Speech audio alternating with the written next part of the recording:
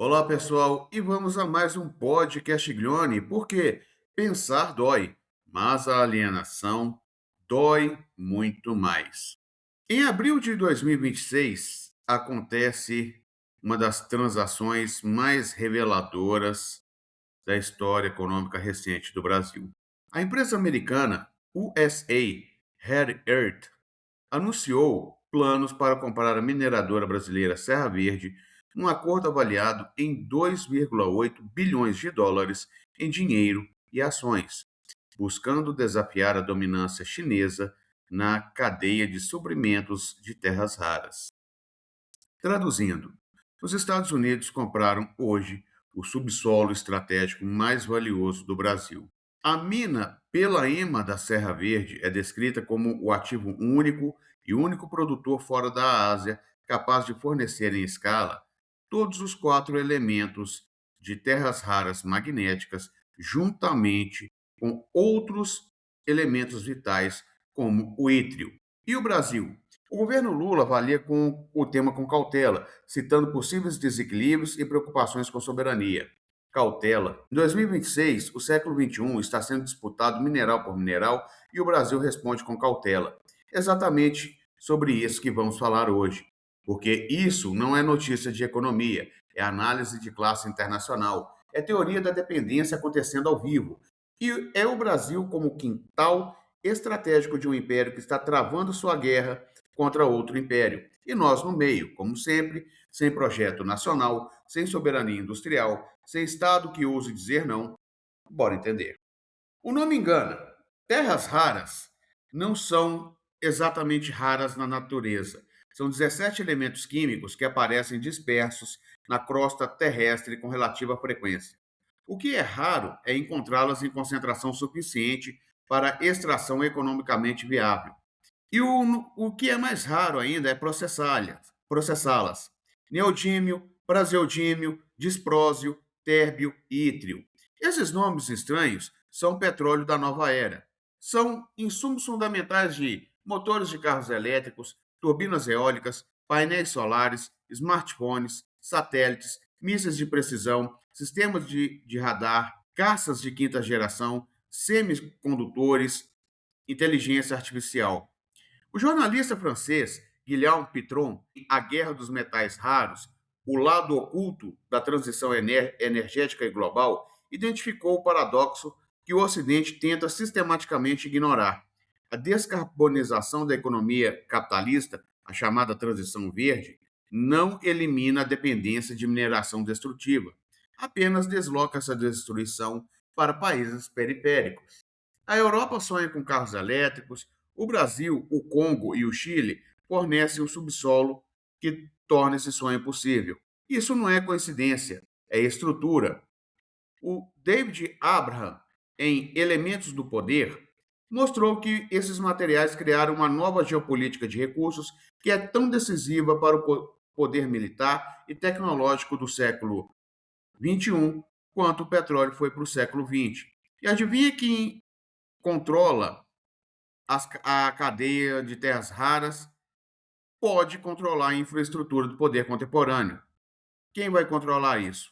China produz quase 70% das terras raras mundiais a partir de minas e mantém quase 90% do refino das terras raras, incluindo materiais importados de outros países. 90% do refino. Isso não é só mineração, é dominância sobre toda a cadeia de valor. A venda da Serra Verde é uma dependência organizada em tempo real. A mineradora o SE Rare anunciou oficialmente, na segunda-feira, no dia 20 de abril de 2026, a compra da mineradora brasileira Serra Verde, um montante aproximado em 2,8 bilhões de dólares.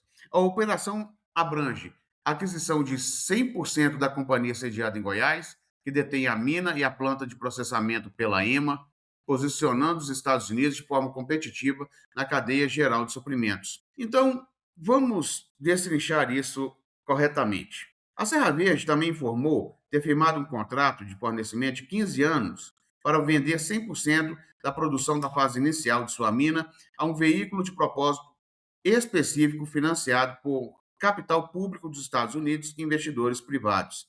15 anos. 100% da produção para o Estado americano e seus investidores privados. E ainda tem mais. A Corporação Financeira de Desenvolvimento Internacional dos Estados Unidos comprometeu 465 milhões de dólares para apoiar o desenvolvimento do projeto brasileiro de terras raras da Serra Verde, o que representa um momento decisivo na segurança de minerais críticos e desafia diretamente a dominância de mercado da China. O Estado americano, através da DFC, financiou o desenvolvimento da mina brasileira para garantir que a produção fosse para os Estados Unidos. Isso é política industrial americana funcionando. Isso é Estado soberano operando. O Estado americano protege seu interesse estratégico nacional. E o Estado brasileiro responde com cautela. Rui Mauro Marini, em Dialética da Dependência, descreveu esse mecanismo com precisão que ainda sangra. A burguesia brasileira não é nacional, é associada e subordinada ao capital estrangeiro, rentista, agroexportadora, avessa à industrialização, porque industrialização implica conflito com os interesses do capital internacional que a sustenta. A Serra Verde não foi vendida por acidente, foi vendida pela lógica estrutural da dependência que Marini identificou há 50 anos. Teotônio dos Santos, em Teoria da Dependência, aprofundou: o subdesenvolvimento não é estágio, é função. O Brasil subdesenvolvido serve ao interesse do centro capitalista. A Serra Verde, essa função tornada negócio de 2,8 bilhões de dólares. Aqui precisamos ser enfáticos. A teoria da dependência não é pessimismo fatalista, é diagnóstico estrutural. A Vânia Bambirra, em O Capitalismo Dependente Latino-Americano, mostrou que a integração da América Latina ao sistema capitalista mundial nunca foi integração de iguais, foi integração subordinada, onde as economias periféricas fornecem o que o centro precisa e o que o centro produz. Na era colonial, ouro, prata, açúcar. Na era industrial, café, borracha, minério de ferro. Na era digital e da transição energética, terras raras, lítio, nióbio e cobre. A mercadoria muda, a lógica persiste. O Paulo César Ribeiro Lima, em Terras Raras, Elementos Estratégicos para o Brasil, um relatório do Senado Federal, já havia apontado em 2012 a necessidade urgente de um marco regulatório e um plano estratégico nacional para que o Brasil não se tornasse apenas exportador de minério bruto. 14 anos depois, vendemos a mina, mas não construímos a cadeia de valor. Oswaldo Antônio Serra, em Terras Raras, Brasil contra a China, documentou que a China investiu durante décadas em toda a cadeia produtiva, da extração ao refino, dos ímãs permanentes aos componentes finais, enquanto o Brasil seguiu exportando e concentrando bruto com valor agregado mínimo. A China fez com que todo país que quer sair da periferia quer fazer proteção estatal, industrialização vertical, política nacional de minerais estratégicos. O Brasil fez o oposto. Francis Fanon, em Os Condenados da Terra, mostrou que o colonialismo não termina com a independência formal, continua na estrutura econômica que mantém os países periféricos fornecendo natureza ao centro. O que mudou desde 1964 não é a estrutura, é o nome do centro que compra. Antes era o capital britânico, depois o americano e agora em disputa o americano versus chinês. E o Brasil continua fornecendo. Agora chegamos ao ponto mais perigoso da análise. O Brasil não está disputando, não está participando da disputa pelas terras raras, está virando o tabuleiro dela. O acordo ocorre em meio a esforços do governo de Donald Trump para reduzir a dependência ocidental da China nesse setor. Traduzindo sem eufemismo, a guerra econômica China-Estados Unidos tem um teatro de operações que inclui subsolo brasileiro. Quando Washington compra a Serra Verde, não está fazendo investimento amigável, está garantindo segurança estratégica para sua indústria militar e sua cadeia de transição energética. Quando a China reage com restrições às exportações de terras raras para os Estados Unidos, está respondendo com a mesma linguagem de poder. E o Brasil, com seus 19% das reservas mundiais estimadas, é a peça mais cobiçada do tabuleiro fora do controle chinês. A Lucivânia Nascimento dos Santos Fuser, em Geopolítica das Terras Raras e a Inserção do Brasil, identificou esse cenário com precisão. O Brasil tem o potencial para ser ator nessa disputa, com política soberana, industrialização vertical, capacidade de processar e agregar valor. Mas, para isso, precisaria de algo que nossa classe dominante recusa sistematicamente: o Estado desenvolvimentista forte. Celso Furtado, em Desenvolvimento e Subdesenvolvimento, mostrou que o caminho da periferia para o centro exige decisão política deliberada de romper com a especialização primária, porque o mundo nunca fará essa ruptura espontaneamente. O mercado produziu a venda da Serra Verde. Só o Estado soberano poderia ter impedido, ou melhor, transformado essa riqueza em projeto nacional. Florestan Fernandes, em A Revolução Burguesa no Brasil, foi mais duro. A burguesia brasileira nunca quis ser nacional, preferiu ser sócia menor do capital estrangeiro do que ter que construir hegemonia própria sobre a sociedade brasileira. A venda da Serra Verde é a burguesia brasileira fazendo o que sempre fez, sendo sócia menor e subordinada. Aqui precisamos da crítica que Guilherme Pitron fez com força, com mais força do que qualquer ambientalista mainstream aceita ouvir. A transição verde, europeia e americana não é ruptura com o extrativismo, é deslocamento geográfico do extrativismo. O carro elétrico que circula nas ruas de Paris precisa de neodímio, lítio, cobalto e cobre, extraído em condições frequentemente devastadoras em países periféricos. A turbina eólica que salva o planeta europeu precisa de disprósio e térbio processados na China com um impacto ambiental imenso. Pitron chamou isso de hipocrisia verde. O Ocidente exporta a consciência tranquila, enquanto importa os minerais cuja extração ele não quer ver.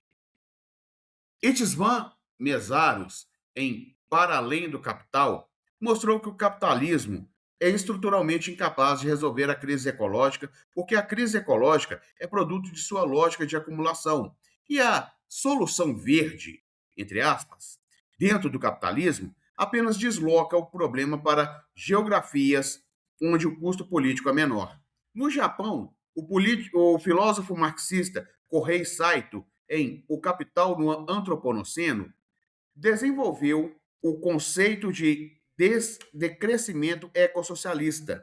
A única saída da crise ecológica é a ruptura com a lógica de acumulação infinita, e isso não pode ser feito dentro do capitalismo. A venda da Serra Verde é a aplicação perfeita da lógica que Saito critica. Os Estados Unidos querem sua transição energética verde. Para isso, precisam de subsolo brasileiro. E o capital brasileiro vende sem negociar valor agregado, sem garantir soberania tecnológica, sem conduzir industrialização nacional. Porque a lógica é a mesma: acumular agora, pagar as consequências depois e fazer os outros pagarem antes. O economista vietnamita Tran Duc Thao, o filósofo marxista formado em Paris, que depois voltou ao Vietnã para contribuir com o projeto nacional, mostrou que a questão da soberania sobre os recursos naturais é indissociável da questão da libertação nacional. O Vietnã, que derrotou os Estados Unidos militarmente, também precisou construir soberania econômica sobre seus recursos. A diferença é que o Vietnã teve projeto e o Brasil teve capital privado. O que falta é um Estado, projeto e decisão histórica, conforme Marx, em O Capital, mostrou. Ele disse que o capital não tem pátria, vai aonde a taxa de lucro é maior. O capital americano da USA, Harry Earth, não ama o Brasil. Ama o neodímio brasileiro, o desprósio de Goiás, ama os 15 anos de contrato garantido pelo Estado americano. E vai embora quando encontrar algo mais lucrativo. O que o Brasil precisaria é de algo que a teoria do desenvolvimento sempre soube, que Furtado disse e que Ha Jun-chang demonstrou em Chutando a Escada com dados históricos irrefutáveis. Todos os países desenvolvidos usaram protecionismo, industrialização estatal e política de inovação pública para construir sua base tecnológica. Os Estados Unidos usaram, Alemanha, Japão, Coreia usaram e a China está usando. E depois, quando já eram desenvolvidos, pregaram o livre mercado para os outros, chutando a escada que eles mesmos subiram. O Brasil precisa de regulação soberana que exija verticalização, refino aqui, processamento aqui, fabricação aqui, o BNDES como missão industrial real. Pesquisa pública integrada, o CETEM financiado para desenvolver tecnologia de processamento nacional. A Mariana Mazzucato, em O Estado Empreendedor, mostrou que toda inovação tecnológica de larga escala, desde o iPhone até a internet, foi financiada pelo Estado público antes de ser apropriada pelo capital privado. O Estado americano financiou 465 milhões da Serra Verde para garantir que a produção fosse para os Estados Unidos. Isso é Estado empreendedor, americano em território brasileiro, em benefício americano. Onde está o Estado empreendedor brasileiro? Charles White Mills diria: nas mãos de uma elite que não tem projeto nacional, porque não precisa ter, porque seu projeto é integrar ao capital estrangeiro como sócio menor e colher os dividendos dessa integração. O Barrington Moore, em As Origens Sociais da Ditadura e da Democracia, mostrou que os países que construíram democracias sólidas e desenvolvimento real foram aqueles em que as classes médias e trabalhadores forçaram as elites a construir um projeto nacional, através do conflito e através da luta política organizada. O Brasil nunca completou sua revolução burguesa e paga o preço todo dia. Hoje pagou 2,8 bilhões de dólares, que na verdade não recebeu. Receberam os fundos do capital privado que controlavam a Serra Verde.